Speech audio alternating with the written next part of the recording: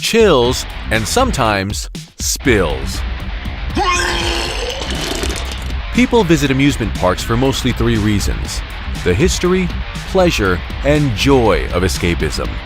The creation of the modern-day amusement park has also enabled many brave individuals to stand up to the Triple Dog Challenge, while many others would be just as fine riding the bench and chowing down on a Mickey Mouse ice cream bar. Over the next hour, we will be discussing the history of some of America's greatest amusement parks the East Coast has to offer. Located just across the Brooklyn Bridge, at 1000 Surf Avenue, Brooklyn, New York, is Luna Park and Coney Island. About 1 hour away from Hershey, we come to a very nostalgic family park and picnic grove in Ellisburg, Pennsylvania, Knoebels Amusement Resort. Traveling to Ohio, we arrive at an amusement park situated on the end of the Lake Erie Peninsula, Cedar Point. Finally, we jump back in time to the 1920s, where sunbathers and amusement junkies could get their fix on New Jersey's Lake Hopatcong, Bertrand Island Park. So strap in and hold on for East Coast Thrills 2. First stop, Brooklyn, New York. Coney Island is a New York City neighborhood that features an amusement area that includes 50 or more rides and attractions. It's not a centrally managed amusement park like Six Flags, and as a result, questions about rides and filming privileges could be directed to the actual individual businesses. Surf Ave is a thoroughfare like no other in New York. For 150 years, it has displayed an ever-changing facade of unusual structures housing unusual businesses. Coney Island's first structure, built in 1823, was the Shell Road Toll House, located at the bridge over Coney Island Creek. Shell Road was the first road to Coney Island and was paved with shells excavated from local Indian shell mounds. Coney Island's beach attire in the 1860s included top hats, bonnets, parasols, and full-length dresses. Sunbathing was unheard of, and ocean swimming remained a novelty for most visitors. The Iron Steamboat Company's vessel Cetus, one of 7 boats named for constellations, made scheduled runs from Manhattan to Coney Island's Iron Pier beginning in 1881. Andrew Culver founded the Prospect Park and Coney Island Railroad in 1875. Here, a small steam locomotive arrives at the Culver Terminal on Surf Avenue. The Culver Line was eventually incorporated into the New York City Transit System and today operates as the F Line. When the Seaside Aquarium opened in Seaside Park in 1879, its fishy aroma attracted more attention than its aquatic exhibits. The New York Aquarium opened across the street in 1957 after being evicted from its longtime home at Battery Park. James V. Lafferty's 176-foot-tall Elephant Hotel opened at Surf Avenue and West 12th Street in August of 1884.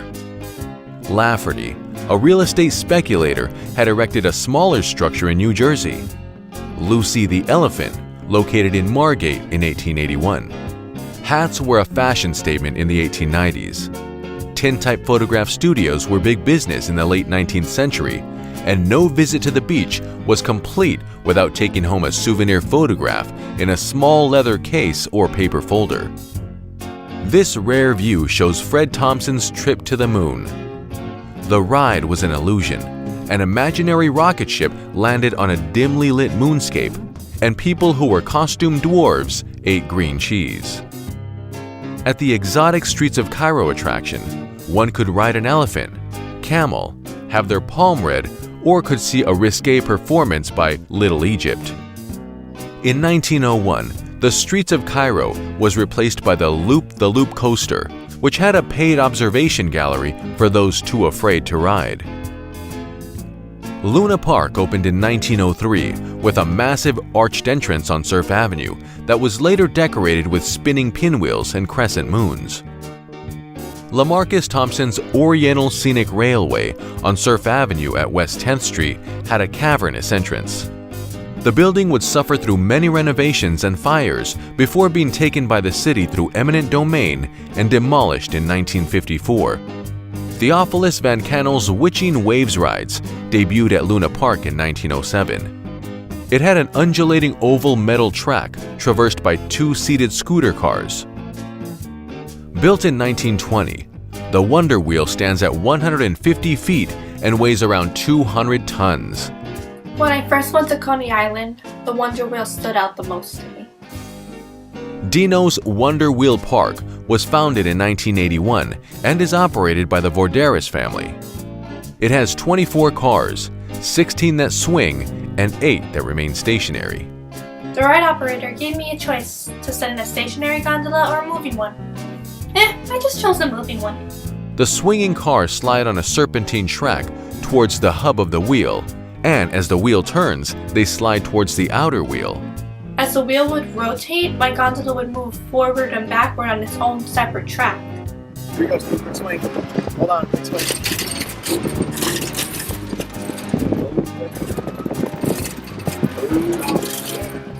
There were certain points where I tried to whip out my camera from my smartphone to take some photos, but then the ride would just jolt me forward and then come backwards, so I'm thinking, forget about that. If you plan on taking pictures, I highly recommend staying in a stationary gondola, or else you're going to lose your camera. In 1989, Dino's Wonder Wheel was designated as an official New York City landmark by the city's Landmarks Preservation Committee. This world-famous wheel was also the inspiration for the full-size replica in Disney's California adventure, Mickey's Fun Wheel. A ride that still scares riders today, located adjacent to the Wonder Wheel, is Spookorama. It is billed as the world's only indoor-outdoor dark ride. Spookorama was the brainchild of Fred Garms. The 1950-era ride was designed as a takeoff on the horror film genre of the decade, and the blood-red cars still make the rounds today. In a day and age where a lot of haunted attractions, haunted houses, haunted hayrides, and the like are really cutting edge, extremely graphic, and very extremely detailed to bring out the more visceral fears and nightmarish visions from different ages and different people of all walks of life, the Spookorama is more simplistic and minimalistic, taking you back to the era of the 1940s and 50s when horror was much more primitive, yet still delightfully spooky and eerie in a way that, gave you the chills. Everything in the ride is placed so strategically that every time the car turns, something pops up at you. It was also the first time I was on a ride with my brother where we actually had a bonding moment.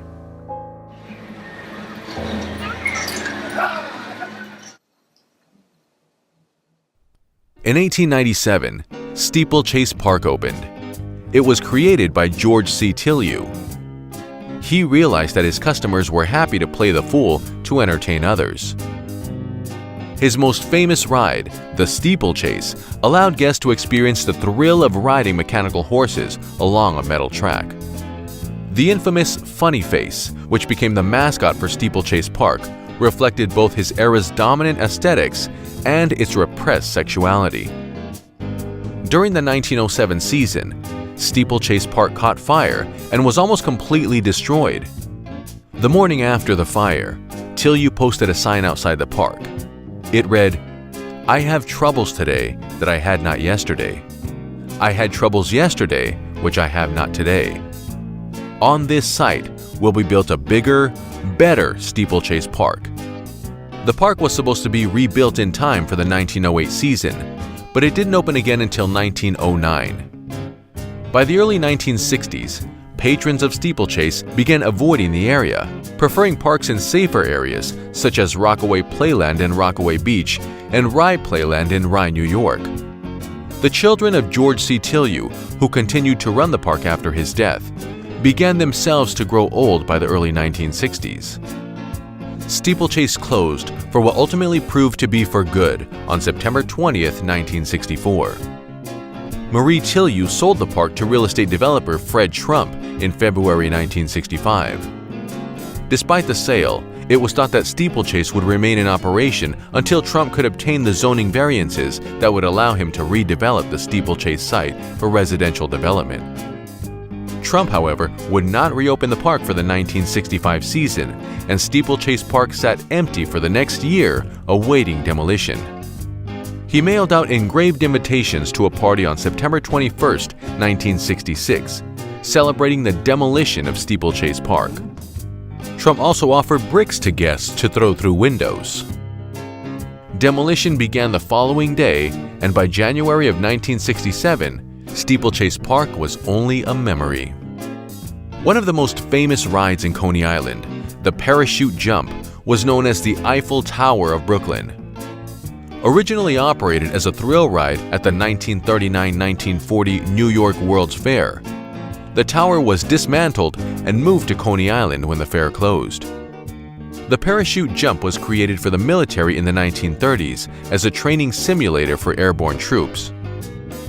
The parachute jump last operated in 1964. In 1980, the parachute jump was placed on the National Register of Historic Places, and in 1989 was city landmarked. The parachute jump has been seen in many films, starting with Alfred Hitchcock's Mr. and Mrs. Smith in 1941. Nathan's famous Coney Island's Most Favorite Grab Joint was started in 1916 by Polish immigrant Nathan Handwerker. Today, Nathan's is the most famous hot dog in the world. The original Coney Island restaurant is still in operation at the corner of Surf and Stillwell Avenue and is home to the world-famous annual hot dog eating contest. The Thunderbolt roller coaster was designed by John Miller in 1924. For more than 40 years, May Timpano lived in the house under the Thunderbolt.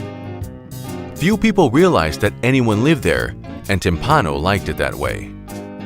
She met Freddie Moran, the coaster's owner, in 1946. Moran's father had built the coaster over the Kensington Hotel in 1925. When he built the coaster, he saved the hotel by running the steel supports for the coaster right through the building. The Kensington Hotel was famously known to New Yorkers as Woody Allen's boyhood home in the 1977 movie Annie Hall. My analyst says I exaggerate my childhood memories, but I swear I was brought up underneath the roller coaster in the Coney Island section of Brooklyn. Maybe that accounts for my personality, which is a little nervous, I think. The coaster was ordered to be demolished by former Mayor Rudy Giuliani in November of 2000 to make way for a new minor league baseball stadium. Giuliani returned to Coney Island after the demolition for a ceremony at the Ballside Park to announce the team's name, the Brooklyn Cyclones. In June of 2013, it was announced that the operators of Luna Park would be constructing a new steel roller coaster, which would utilize the Thunderbolt name. The Thunderbolt has a 90-degree vertical drop, 100-foot loop, a zero-gravity roll, multiple dives, hills, and a corkscrew. From the beginning of the initial drop to the end of the ride, it takes only 38 seconds. Coney Island has played numerous roles. For those with imagination, it was the place to realize unusual dreams or start a family business. German immigrant Charles Feltman began building an establishment that, by the early 1900s, covered a full city block. The resort was at its peak when Feltman died in 1910. When Dewey Albert and Nathan Handwerker bought the property in 1954, it consisted of dilapidated structures and an odd assortment of 30 attractions and concessions. The Cyclone was built in 1927 by the Rosenthal brothers. The Rosenthal brothers were also the last owners of Palisades Amusement Park before it closed in 1971. The coaster's heart-stopping 85-foot first drop is clocked at 60 miles per hour. Longtime Cyclone manager Jerry Menditto was hired as an electrician soon after the park opened. Menditto monitored the coaster by ear, claiming he could hear potential problems before they arose. See, I'm not normally one to go on roller coasters because I generally get motion sickness. Considering that the Cyclone isn't one of those roller coasters that goes upside down or goes too terribly on the side, I figured, why not? It's one of the older roller coasters in America, and it holds a strong tradition. In 1988, the Cyclone became a New York City landmark, and in 1991, a National Historic Landmark. 2017 also marked the Cyclone's 90th birthday. It's actually an enjoyable ride, even though it's 90 years old and it's made out of wood. And your first appearance, looking at it, is it's going to break down, but it doesn't. It's actually very stable. I would highly recommend anyone to go on this roller coaster, not just because of its thrills, but because it's a piece of history. It's a landmark in Coney Island. You can't miss it. It was the height of the Cold War and the beginning of the space race, an optimistic era when rockets, technology, and astronauts were all the hype. Coney Island was in a slump and had not had any new major rides since the end of World War II. Coney Island needed a futuristic look that would bring it into modern times. In May of 1961, President John F. Kennedy announced the Apollo program with the goal of landing on the moon. That same year, Dewey and Jerry Albert announced a goal of their own, Astroland. Construction of the park began in 1962. Bulldozers and cranes worked like clockwork at the site throughout the winter. Featured attractions included the Indianapolis Speedway go-kart track, Moon Rocket, Space Orbit Ride, Satellite Jet, Calypso, Himalaya, and various kiddie rides. The only attraction missing was an observation tower. The Astro Tower needed to be the tallest attraction in Coney Island, even taller than the parachute jump. The cylindrical steel tower was surrounded by a 2-level circular observation gondola that rose to the top while slowly spinning, providing a 360-degree view of the New York area skyline. The press named it the Bagel in the Sky and the Flying Bagel. Two iconic rides that stood out the most in Astroland were the Diving Bells and the Sky Ride. The Diving Bells each had a microphone inside that broadcast the screams of riders as it shot up to the surface and bounced in the wave. The Sky Ride opened in 1963 and was dismantled in 1975. Although a little scary, the Sky Ride was not a thrill ride. The experience was more like floating quietly through space. The Astroland giant pointed the way to the stars. His empty boots remained in place for several years after the giant was removed in the late 1960s. Carol Albert and Astroland manager Mark Blumenthal worked on a redesign of the park with an architect shortly before the decision was made to sell the property.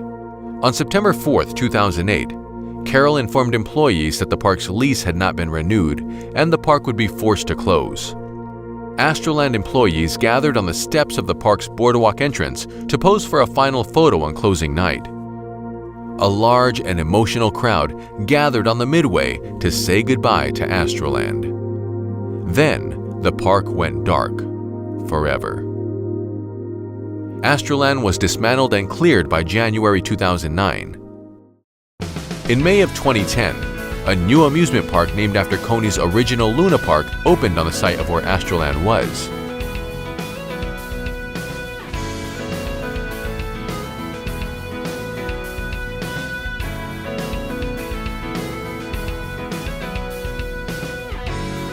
Located today at 3059 West 12th Street is the nonprofit Coney Island History Project. The Coney Island History Project's free public exhibition center displays historical and contemporary photographs, artwork, artifacts, maps, books, and films. Visitors are encouraged to share their memories of Coney Island and bring in family photographs to be scanned and added to the archive. Coney Island's just a great place to visit. You know, whether you're in the area or whether you're from out of town, you know, it's certainly a landmark that you have to visit at least once in your life. Coney Island itself is one of those magical places where the past and present collide, and it will definitely bring a very interesting future to the younger generations that get to experience this amazing place.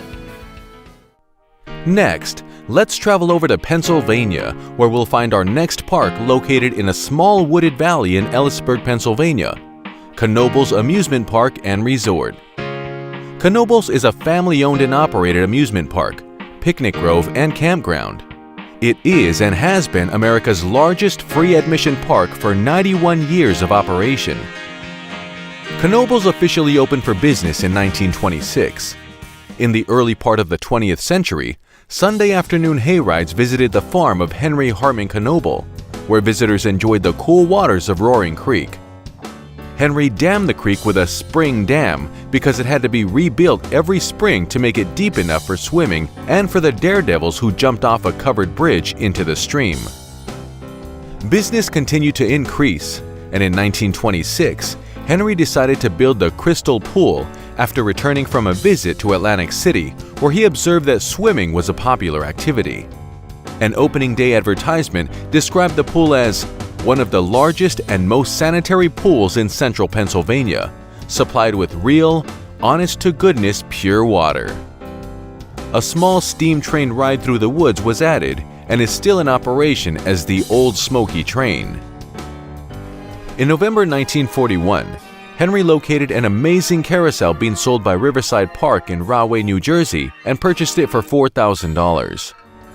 The Playland Arcade was constructed between the carousel and skating rink in 1946, followed by the park's now famous scooter ride in 1947. In the early 1950s, Knoebels purchased several attractions from Croups Glen, a nearby amusement park that had gone out of business. One was a large whip ride called the Whipper that replaced the original whip ride. In 1955, Knoebels installed its first roller coaster, the High-Speed Thrill Coaster, which stood 18 feet tall and had a 12-foot drop. In the late 1950s, America was fascinated with the space race. In 1957, Knoebels responded with a primitive simulator attraction. The ride consisted of a large homemade rocket lying on its side, modeled after an Atlas missile. Inside were several rows of bus seats and a rear projection screen on which a 16mm movie was shown, simulating a trip into space as the rocket simulator tilted up and down. The novelty soon wore off, and in 1964, Knoebels converted the rocket into a large circular slide that remains as a park fixture today named the Sky Slide. While some expansions took place, such as the opening of the campground in 1964, the park focused on maintaining the existing attractions. Things started to pick up in 1970 with the addition of the Paratrooper and the Flyer in 1971. However, Mother Nature had other plans. Just as the 1972 season was reaching its peak, Hurricane Agnes hit Ellisburg and Roaring Creek overflowed. By the next morning, almost the entire park was underwater. All but one of the park's rides had been submerged. 18 cottages were damaged beyond repair. The pool and motorboat pond were filled with mud. Ride parts, picnic tables, trash bins, and benches were scattered throughout the park, and the arcade building was moved 6 feet from where it was originally located. Employees worked around the clock, and the park reopened only 10 days later. To show the amusement industry and park guests that it had fully recovered from the flood, a large Haunted Mansion dark ride was erected in 1973. The ride was designed and constructed by park staff from the ground up by using various parts from amusement parks that were going out of business. The project included a track layout that curved from a central point to 4 separate rooms for a scary trip into darkness and ghostly scenes. A formal ceremony marking the opening of the Haunted Mansion was held on June 10, 1973. Today, the Haunted Mansion is ranked as one of the top dark rides in the country. Steel roller coasters were all the rage during the 1970s, and the park located one for sale at Coney Island, New York. Built by well-known German roller coaster designer Anton Schwarzkopf, the Jetstar was 1,750 feet long and 44 feet high. The Jetstar took the park to a new level, and attendance increased 20% during its first season in 1977. By 1983, Knoebels had grown to the point where its patronage could support a large roller coaster.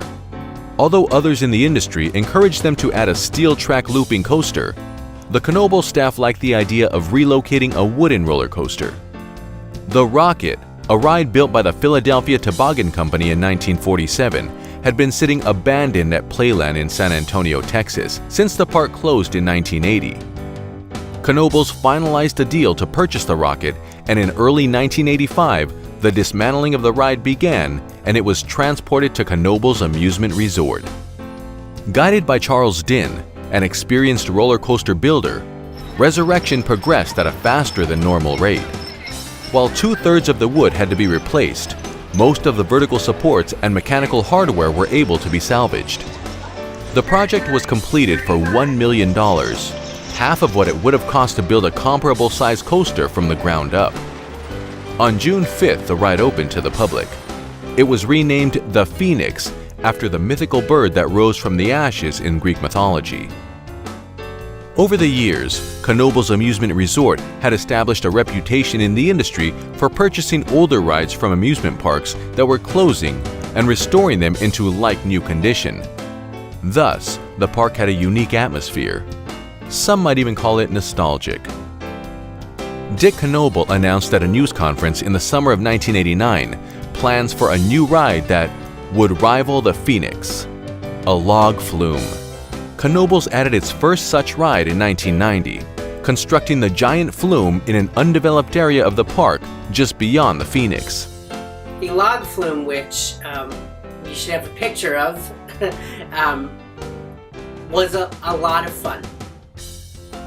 And surprisingly, now as an adult, I'm a little wary with roller coasters just because of all the jaunting and the back and forth. But as a kid, it wasn't the roller coasters that got to me, it was the height. And the log flume just seems like this skyscraper. It is a major ride occupying almost an acre and featuring 1,350 feet of water-filled trough, 2 drops, and 12 turns. You'd see everybody just jet right down, and you would just be soaked with so much water. And I don't think you get as wet as you did in that log flume at Knoebel's. And there's this great picture of me just frozen in just terror, but it was like a fun terror. No other log flume gets you that soaked. 2 years later, the park added a one-of-a-kind attraction, a carousel museum. The 4,000 square foot museum features dozens of carousel horses from the Knoebel family collection, arranged in chronological order to show the evolution of carousel carving. In the center of the room are several menagerie animals, and the walls are filled with carousel-related memorabilia. The museum is open as a free attraction to visitors. In 1993, an article praising the park's charms appeared in the Philadelphia Inquirer. People flocked to the park that year to ride its first looping coaster, Whirlwind. Harnessed riders would be upended as the ride's train is propelled through 2 corkscrews at a top speed of 40 miles per hour. In 1997, Skloosh was added.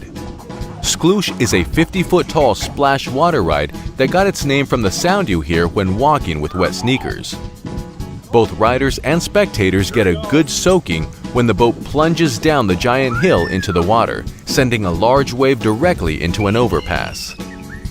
Ever since the Phoenix opened at Knoebel's, the park staff planned to eventually add another wooden roller coaster.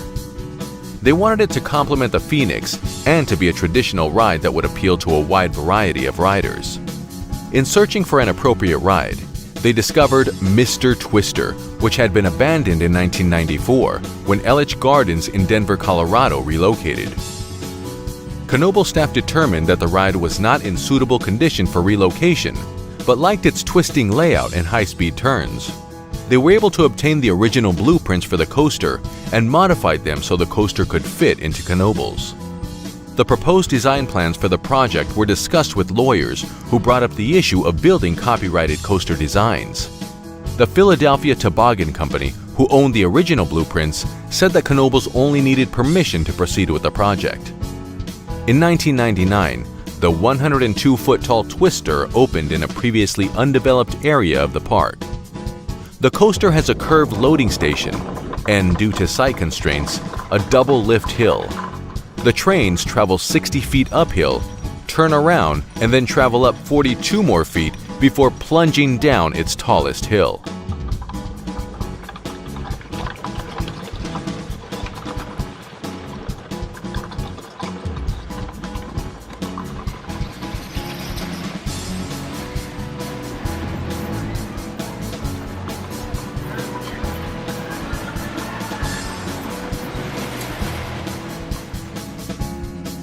In 2009, Knoebels added Cosmos Curves, a mini steel kiddie coaster named after the park's mascot. Going back to Knoebels' reputation for buying and restoring old rides, in 2011 they added Black Diamond, a mine car ride that takes you through the haunted coal mines of Pennsylvania. For all the coaster history buffs, you might recognize this ride as it used to be the Golden Nugget located on Dinosaur Beach in Wildwood, New Jersey. In 2013, a truly one-of-a-kind attraction was built, the Flying Turns. It is the world's only wooden bobsled roller coaster. Each time you ride, you will have a different experience. It won the Golden Ticket Award for Best New Ride in 2014. Reaching for the sky in 2015 was the arrival of Impulse. Impulse is based on the Eurofighter model, which is a type of steel roller coaster developed by ride manufacturers Zierer and Gerstlauer. Its trademark feature is its beyond vertical drop, which reaches an angle sometimes greater than 90 degrees, along with loops, twists, and rolls. The policy of free parking, free admission, and free entertainment continues to please people seeking relaxation in an atmosphere of fun and fantasy without having to pay a hefty price tag. However, this policy is not what makes Knoebels Amusement Resort a great amusement park. It's a combination of long-standing traditions, such as adding a new ride or concession each year, planning seasonal festivals and programs geared toward the interest of the public. The activities don't end when the rides and concession close for the winter. As Dick Knoebel once said, "It takes all winter to get ready for the summer." Jumping back in our car and traveling 5.5 hours northwest, we come to a small city in Ohio named Sandusky. Sandusky is a city that lays directly on Lake Erie. This town has many attractions to offer, such as the Kalahari Resort and Convention Center, the Sandusky Maritime Museum, and in the heart of downtown, the Merry-Go-Round Museum. The centerpiece of the museum is a fully restored and operational Alan Herschel carousel. Not only can you ride this magnificent piece of history, but you can also watch carousel carvers at work. However, Ohio's biggest attraction that lures thrill seekers from around the world every year is none other than the roller coaster capital of the world, Cedar Point. From its inception, Cedar Point has grown into the world's largest amusement park with a collection of 17 coasters. Situated on a 364-acre peninsula that separates Lake Erie from Sandusky Bay, this park is regularly voted as the best amusement park in the world. But such success doesn't happen overnight. In 1870, Louis Zistel traversed Sandusky Bay in a small steamship, taking passengers from Sandusky to the overgrown peninsula known as Cedar Point. Cedar Point separates Lake Erie from Sandusky Bay.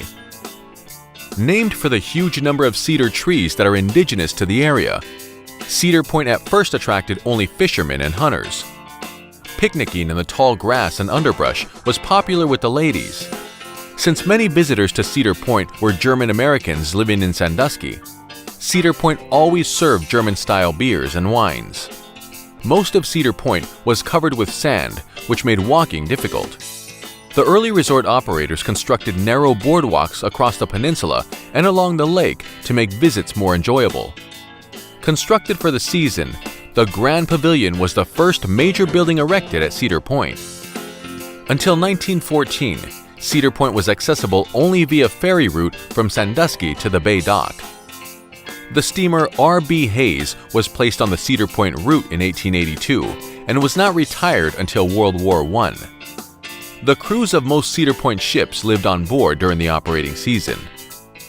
Similar to other lakeside resorts, Cedar Point was quick to install a water toboggan during the 1890s. In 1892, Cedar Point's first roller coaster, the Switchback Railway, was built near the beach. Designed by LaMarcus Adna Thompson, the father of the American roller coaster, it was installed just 8 years after the first pleasure railway debuted at Coney Island. George Arthur Buckling arrived at Cedar Point in 1897, and the next season began an amazing transformation. One of Buckling's first goals was to establish Cedar Point as a full-scale resort with overnight accommodations. Buckling started publishing brochures that were widely distributed to promote the resort. In 1903, Buckling leased a small plot of land to the Ohio State University. In 1918, the Ohio State University moved its facility to Put-in Bay, a village located on South Bass Island in Put-in Bay Township, Ohio. Even before Cedar Point developed an amusement park area, there were a few rides scattered about the grounds. In addition to a roller coaster and carousel, there was a small steam railroad. The 440 engine Hattie was a favorite of the children. Tables were placed under trees that still covered much of the resort, and a pleasant picnic ground was created not far from the main resort area. To stimulate beer and soft drink sales, drinking water was kept in short supply in the picnic grove. In June of 1905, the Hotel Breakers opened. One of the best features of Hotel Breakers was its lofty rotunda, where President Taft once ate dinner in 1913, and where future Hollywood star Tyrone Power played as a child. By 1913, Cedar Point was attracting more than 1 million guests per year, and many of them wanted souvenirs. George Buckling happily met the demand for mementos by putting gift shops in the hotels. Although George Buckling did not admire amusement parks, he recognized their popularity and profitability. Accordingly, he introduced an amusement circle in 1906 that stretched from the bay shore to the beach. The centerpiece was the circle swing. Carousels had been in operation at Cedar Point since the 1880s, but the first large carousel to appear at the resort was installed on the new amusement circle in 1906. The Hart & Company constructed the large Leap the Dips roller coaster for the 1912 season. Pictured here is the manager of the Leap the Dips and the ride's ticket seller relaxing briefly on the steps of the coaster station. In those days, patrons and ride operators dressed formally. The Leap the Dips closed around 1935 and was demolished a few years later. Cedar Point's most famous lifeguard was the legendary Notre Dame football coach Knute Rockne. Rockne worked at Cedar Point in 1913 and returned to the point as a visitor many times before his death in 1931. If the young lady in the front row really was a lifeguard, Cedar Point would have been one of the first American resorts to employ female beach patrol personnel. Most resorts did not hire female lifeguards until after World War II. Recognizing that the automobile would eventually become the main mode of transportation to Cedar Point, Buckling constructed an auto road in 1914. Prohibition took effect at Cedar Point on July 1, 1919. To counter the loss of revenue from beer, wine, and liquor sales, Buckling sought to attract more visitors through an aggressive advertising campaign. A prominent Akron judge posed in front of the bathhouse during the Akron Summit County picnic of 1925. Most summer resorts did not permit men to appear on the beach topless until around the time of World War II. The convention hall in the Grand Pavilion was kept busy throughout the 1920s. In 1925, the Lions Club held their national convention at Cedar Point, and Helen Keller challenged 7,500 Lions to establish a program to help prevent blindness and to assist in eye care. 3 fashionable dressed young ladies pose on the Lover's Bridge in 1921. This wooden bridge was especially popular with the so-called summer girls, who came to Cedar Point each season in search of a husband. Workers at Cedar Point were required to abide by rules published in a manual governing the deportment of employees. When off-duty, however, they were encouraged to take full advantage of the resort as if they were guests. With Lake Erie in the background, resort visitors stroll along the amusement circle in search of thrills and entertainment. Noah's Ark, a unique rocking funhouse, was installed on the Cedar Point Midway in 1925. Leroy Raymond of Ocean Bridge, California, designed the first Noah's Ark Corporation and sold arks to parks throughout the world. As of today, only one Noah's Ark survives, and it is located at Kennywood Park near Pittsburgh, Pennsylvania.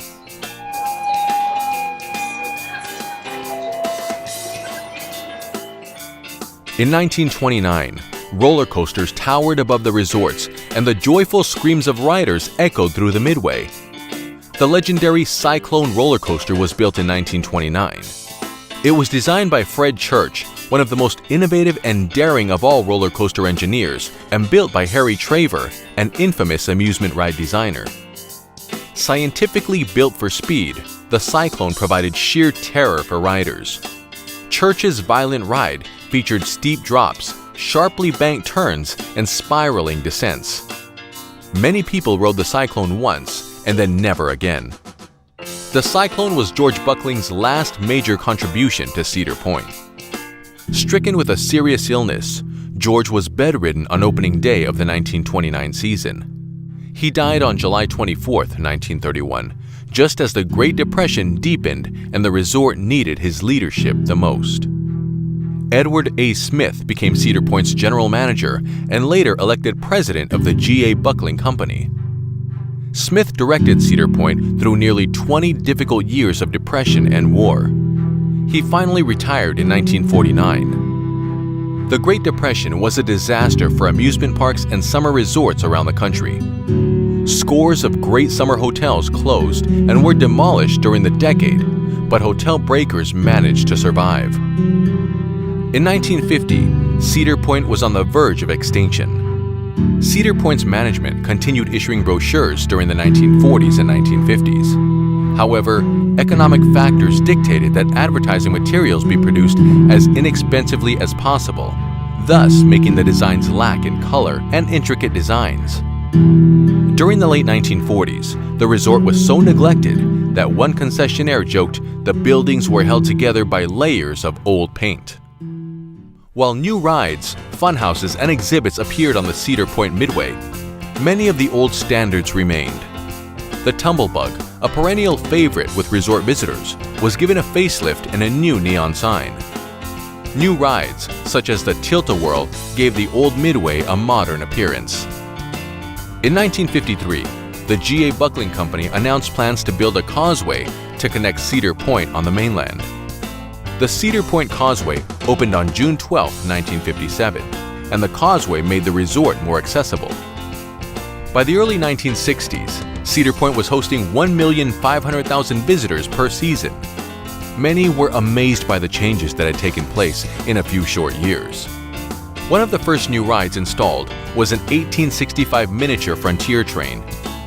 In addition to the 1865 train, the park operated a live mule train and a Western stagecoach. The Satellite Junior was considered a popular ride when it operated at the center of the new Midway during the early 1960s. Unfortunately, the ride arrived at Cedar Point without detailed instructions, and the park staff was faced with a giant jigsaw puzzle during assembly. A major undertaking by Cedar Point Inc. was the construction of a large marina on the bay side of the peninsula. Originally constructed with just 250 dock spaces, by 1967, it was expanded to handle 750 boats and was considered one of the finest marinas on the Great Lakes. The Rotor arrived on the Midway in time for the 1961 season. The ride used centrifugal force to hold riders against a floorless wall, much like the UFO-shaped rides you see at carnivals and amusement parks today. The Mill Race was only the second flume ride of its kind built in the United States. The Blue Streak was the first major wooden roller coaster constructed at Cedar Point since the 1929 Cyclone. The Blue Streak is 72 feet high and 2,400 feet long. The 1970s brought record-breaking rides, attractions, and guest incentives, such as the pay-one-price admission. In 1976, Cedar Point decided to take riders upside down 3 times with Corkscrew. The roller coaster was painted in red, white, and blue to represent the nation's bicentennial. In 1978, Gemini opened. Gemini is a racing roller coaster with a wooden structure and steel track and is one of the oldest roller coasters in the park. When conditions permit, Gemini's trim brakes are disengaged and a slightly faster ride is experienced. Built in 1985 was Disaster Transport. Disaster Transport stood for Dispatch Master Transport, and it was an enclosed steel bobsled roller coaster. It was notable as being the only indoor roller coaster at Cedar Point, and the only bobsled roller coaster in the Midwest during its debut. In 1987, Cedar Point decided to hang low with Iron Dragon. Iron Dragon is a steel roller coaster that features cars that hang beneath the track by a chassis, allowing them to swing side to side. Some parts of the ride are built on artificial lagoons, and the track takes riders into wooded areas and over water. 1989 brought the world's first hypercoaster, Magnum XL 200. It was the world's tallest, fastest, and steepest roller coaster. Magnum XL 200 was designated an Ace roller coaster landmark on June 21, 2004, at the 27th Annual Convention of the American Coaster Enthusiasts. In 1991, Cedar Point pulled out all the stops and decided to add something tall and wicked: Mean Streak. Mean Streak opened to the public as the tallest wooden coaster in the world with the longest drop height. On August 1, 2016, Cedar Point announced that Mean Streak would offer its last rides to the public on September 16, 2016. Following its closure, rumors emerged that the roller coaster was being refurbished by Rocky Mountain Construction, a manufacturing company well known for its restoration work on existing roller coasters.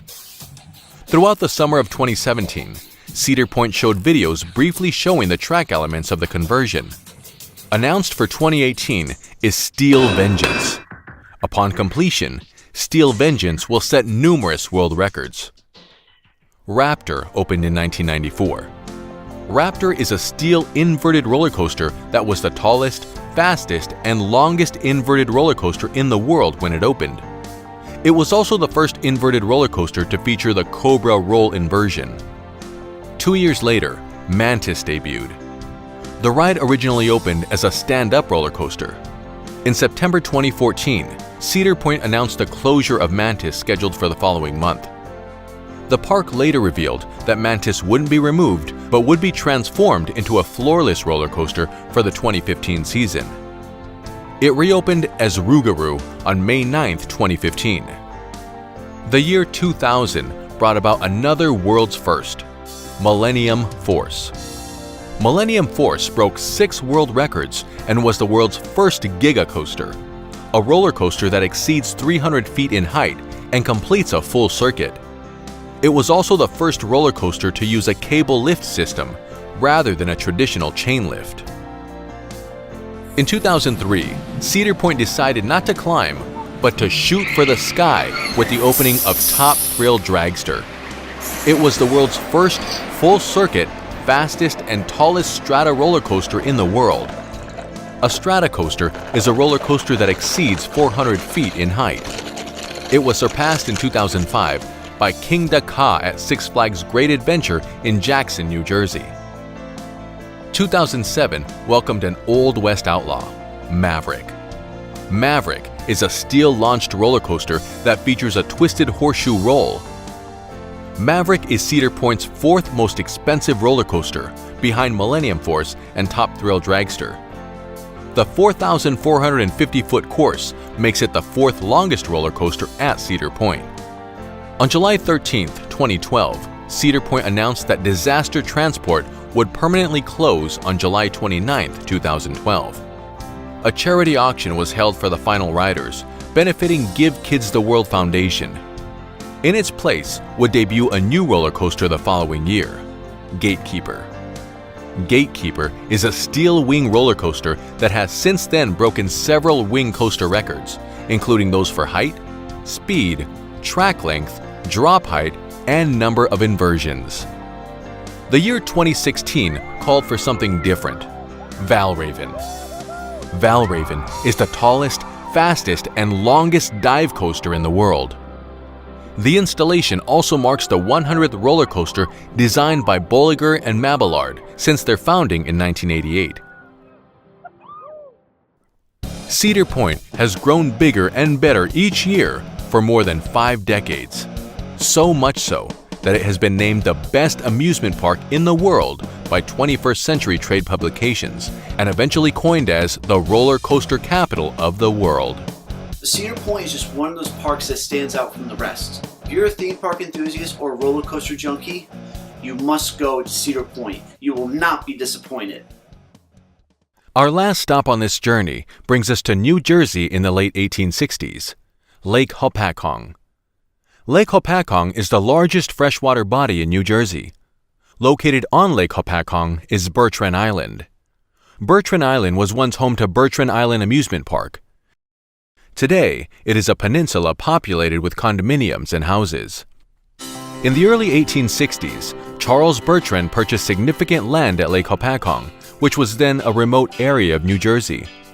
While Bertrand Island was originally separated from the mainland by a larger body of water, over the years the area was filled so that only a small bridge was needed. The bridge remained in place until the 1920s, when the land separating the mainland and island was filled in and amusements were built on this area.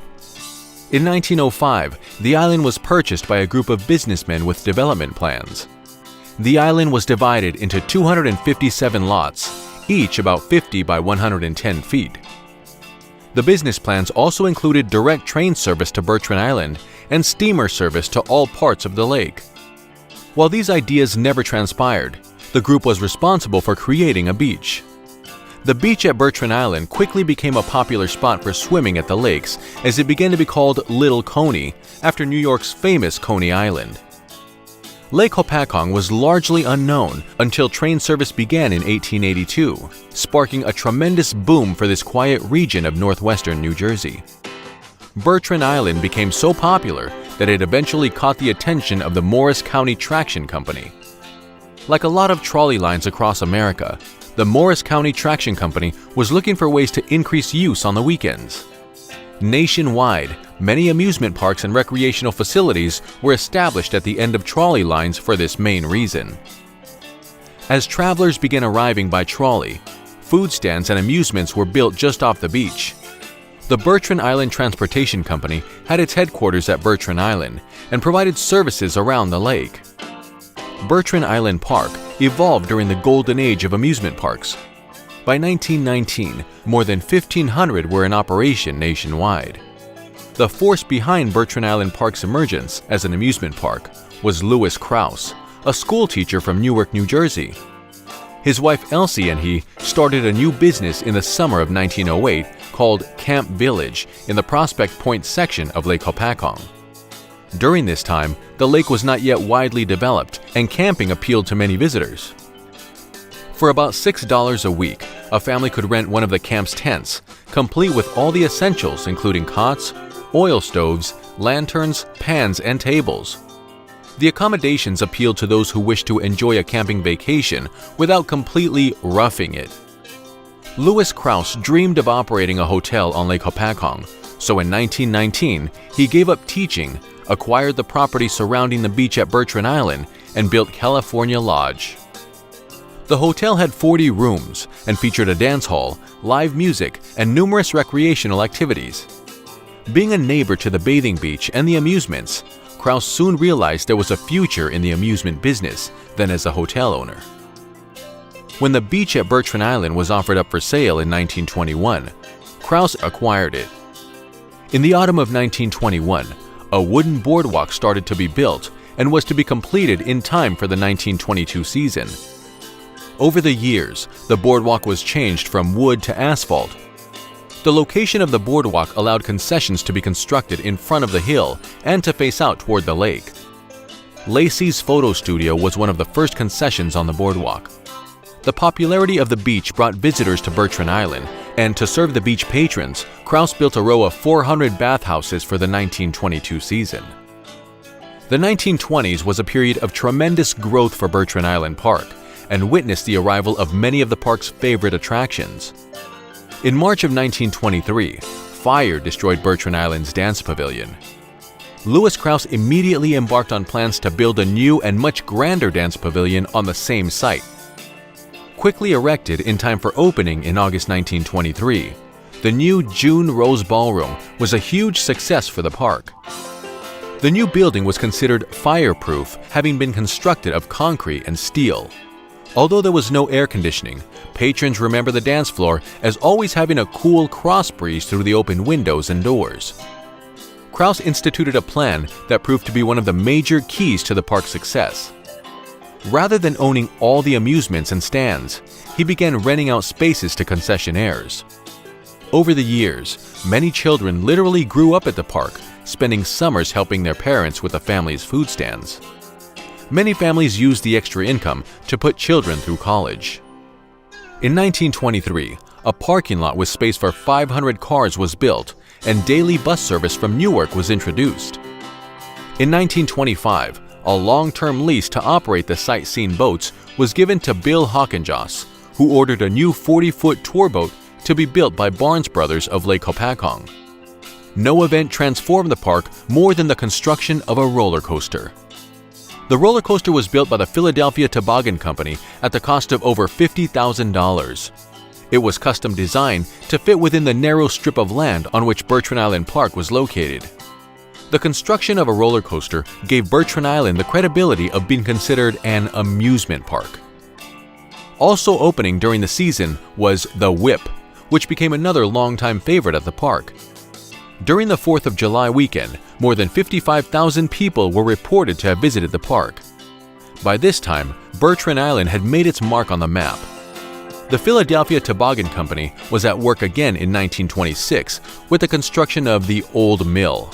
The ride, part Tunnel of Love and part log flume, had boats propelled through a tunnel by water current.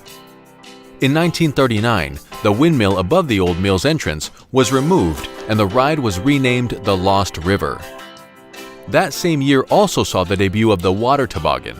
The diving float and water chute slides were always the big favorites. Many daredevil beachgoers were rescued by the park's lifeguards after finding out that the water on the far side of the diving platform was very deep. The 1920s were a period of growth and competition for Bertrand Island. Its success with the roller coaster and other major rides led to the development of another amusement park on Lake Hopatcong, Nolan's Point Amusement Park. Amusements had been present at the Nolan's Point section of Lake Hopatcong from the arrival of the first excursion trains there since the 1880s. Unfortunately for Nolan's Point, automobiles were replacing trains as the preferred method of transportation. Another huge problem for Nolan's Point Amusement Park was the local economy. As America struggled through the Depression, and while 75% of America's amusement parks folded, it became clear that Lake Hopatcong could no longer support two parks.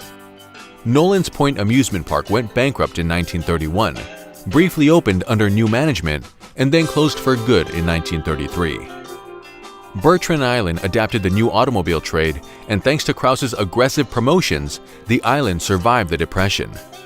Bertrand Island sought to lure people based on a combination of its location on a large lake with a beach, its amusement rides, and its large ballroom. Varied entertainment was a key to drawing guests to the island. Whatever the current trend was, Lewis Krause sought to bring it to Bertrand Island. No event in the history of Bertrand Island Park created more stir than the August 1937 appearance of Sally Rand, whose popularity had made her the highest-paid performer at the 1933 Chicago World's Fair. Her act earned her $5,000 a week on vaudeville circuits. Throughout the 1920s and 1930s, the June Rose Ballroom was one of the park's most popular attractions, featuring an assortment of popular regional bands. Bert Norman and his Bertrand Island Orchestra were favorites during the 1924 and 1925 seasons. During this period, the ballroom had a dime-a-dance policy. A container was placed near the entrance to the dance floor, and dancers would drop their coins in as they stepped onto the floor. After a few songs, the dance floor was emptied. Those who wished to continue dancing had to pay another dime to re-enter. Among the acts to play at Bertrand Island were Walt Sears and his Dixies. Appearing with the Walt Sears Band was a 22-year-old singer from Steubenville, Ohio, performing under the stage name Dino Martini. In 1940, he shortened his name to Dean Martin. Outings brought thousands of visitors to Bertrand Island and introduced the park to new people, many of whom returned later with their families. This gave the park plenty of free publicity in the newspapers. The park's first Ferris wheel arrived in 1930 and quickly became a favorite way to view the lake. A miniature auto speedway also debuted and served double duty as an outdoor roller rink. In 1931, public dock space was added, allowing lake residents to drive their own boats to the park. One of the few changes to the basic design of the park occurred in 1930, when the upper level of the park was developed. The construction gave the park room to introduce new attractions. A second boardwalk was constructed on this upper section of the park. Adjacent to this upper boardwalk was an 18-hole miniature golf course. Throughout the Depression, Lewis Krauss sought to make the park a welcome relief to the dismal times. Happiness was the theme of advertisements, with discounted prices being the major advertising strategy. In 1932, to combat the tough economic times, Bertrand Island introduced reduced admission nights. The introduction of beauty pageants to Bertrand Island was one of Lewis Krauss's most successful promotions.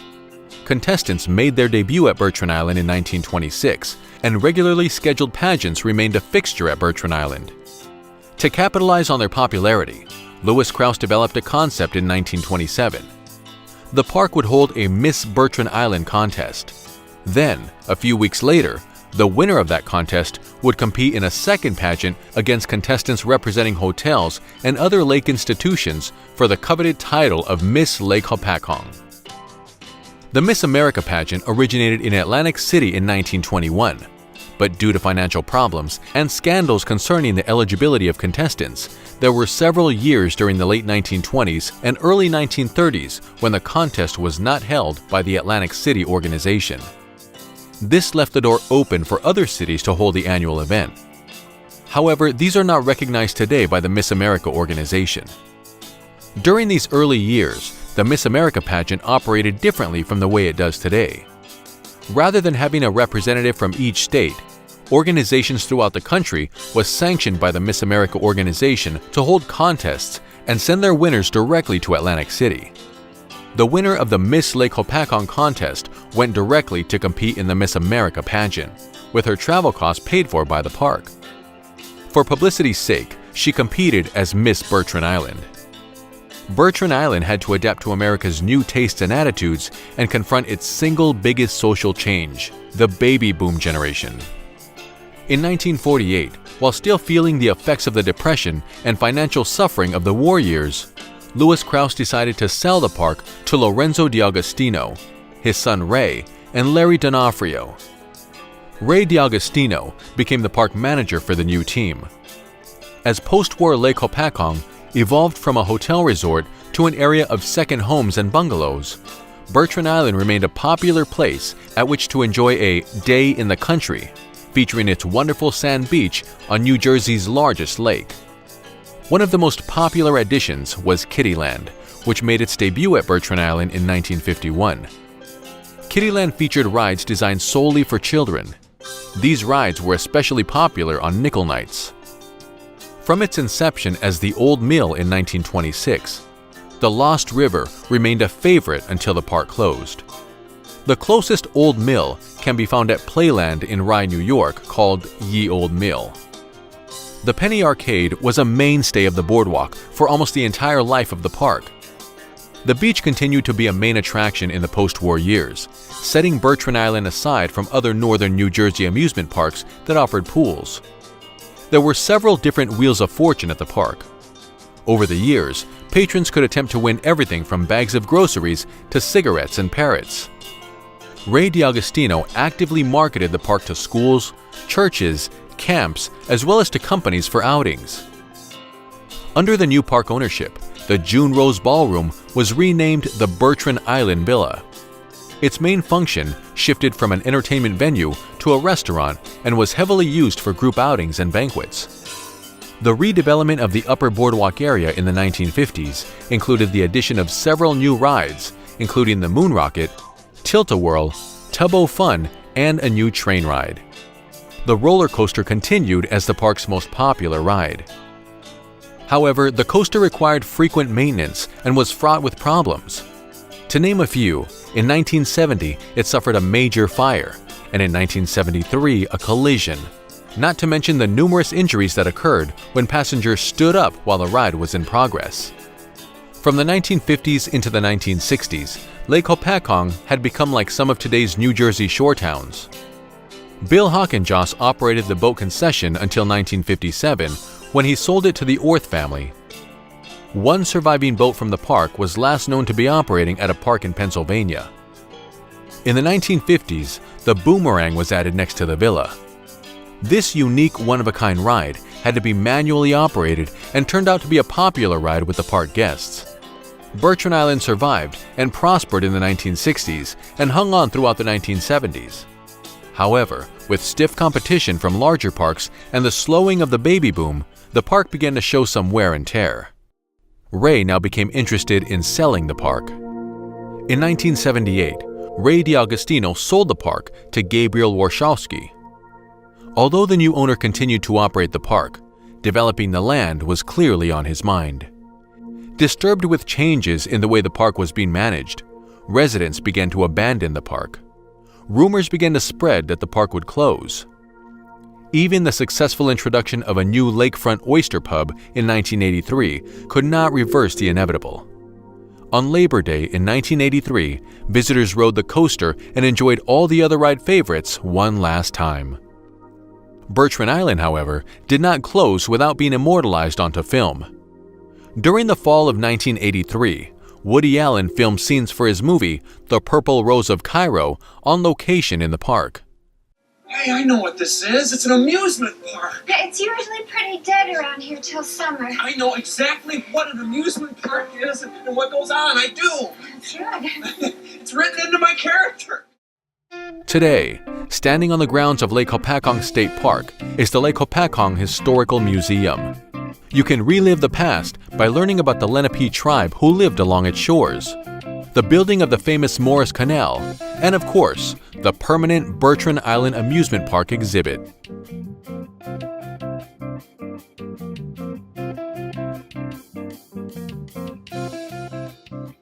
With the past behind us and the future ahead, technology continues to push boundaries to new speeds, lengths, and heights. We hope that you enjoyed this second collaboration of a few amusement parks that the East Coast has to offer. For all the thrill seekers out there, we hope to see you at your local amusement park soon.